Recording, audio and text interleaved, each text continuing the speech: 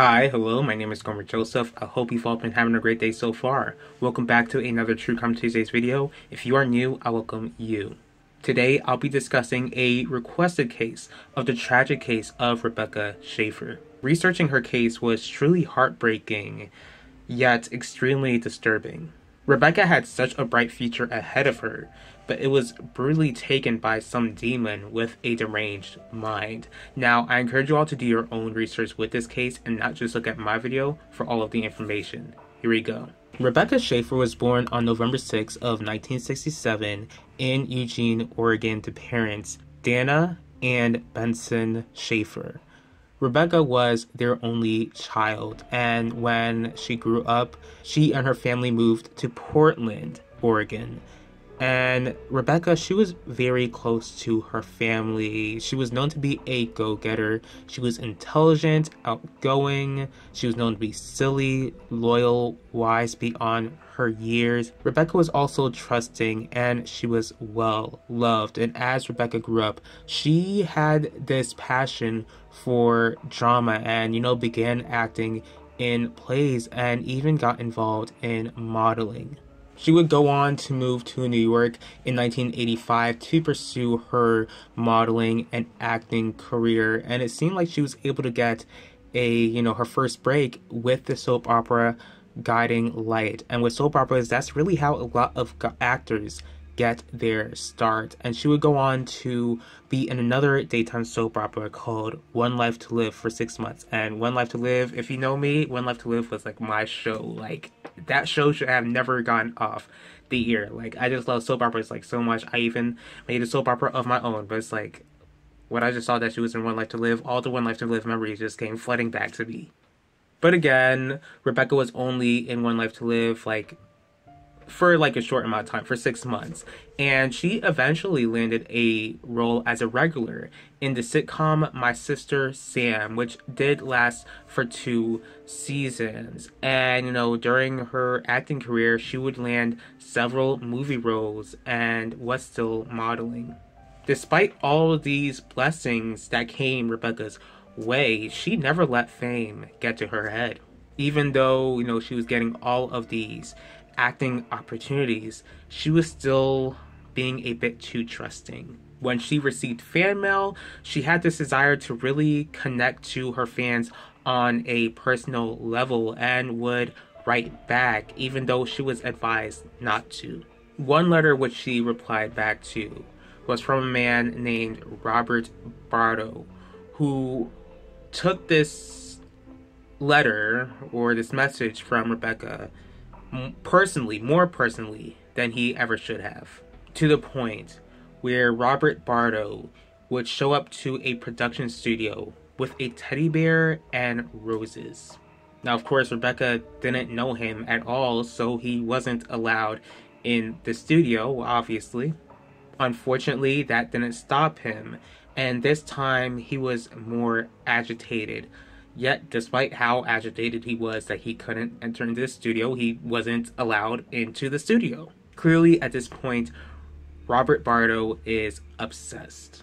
Besides, it's not like Rebecca would have wanted him anyways, because she was already dating someone. She was dating a director named Brad Silberling. Bardo would even get more heated when he was watching TV and saw a character which Rebecca was playing laying in bed with another man. Even though I'm pretty sure, not pretty sure, but what she was doing was fictional, it was just acting, he took this personally.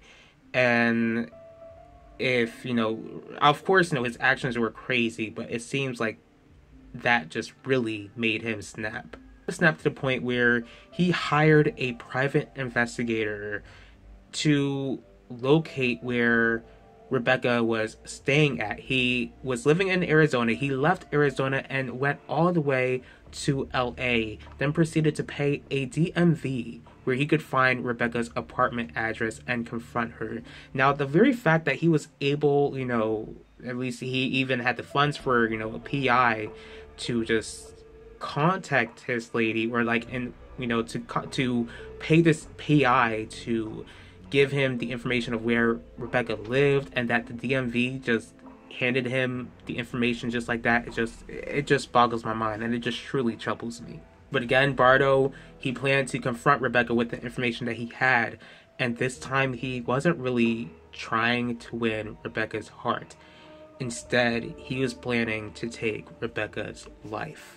On July 18th of 1981, Rebecca is 21 years old at this point, and of course she is in LA, and she is expecting to receive a script of The Godfather 3 to be sent to her because she was auditioning for the role of Mary Corleone. Unfortunately, Bardo, who is 19, and again, looking at his picture, I'm 27 and he looks much older than me. He don't look 19.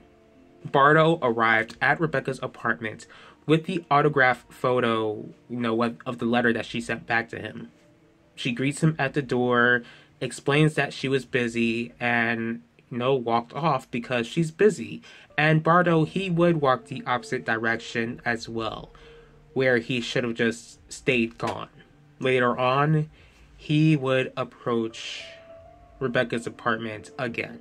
This time, understandably, Rebecca is fed up, telling Bardo that he is wasting her time, which is absolutely true. And despite it being true, and I'm pretty sure Bardo knew it was true, Bardo became livid. He was livid to the point where he pulled out a gun on Rebecca and shot her. The neighbors heard these shots. One neighbor in particular did call 911 and went to the direction of the gunshot and found Rebecca. And Rebecca was still alive at this point, and Rebecca, she was still alive at this point. It just breaks my heart. At least it's just a relief to know that she really wasn't alone and that the neighbor stayed with her. But it's just very eerie to hear that the words that Rebecca was saying was, why? The ambulance would come and take Rebecca, but unfortunately, Rebecca would lose her life 30 minutes later. Rebecca's family and loved ones were absolutely devastated when they heard that Rebecca lost her life so tragically and so unexpectedly. Since Rebecca was no longer alive, the police were on the hunt to find out who took her life.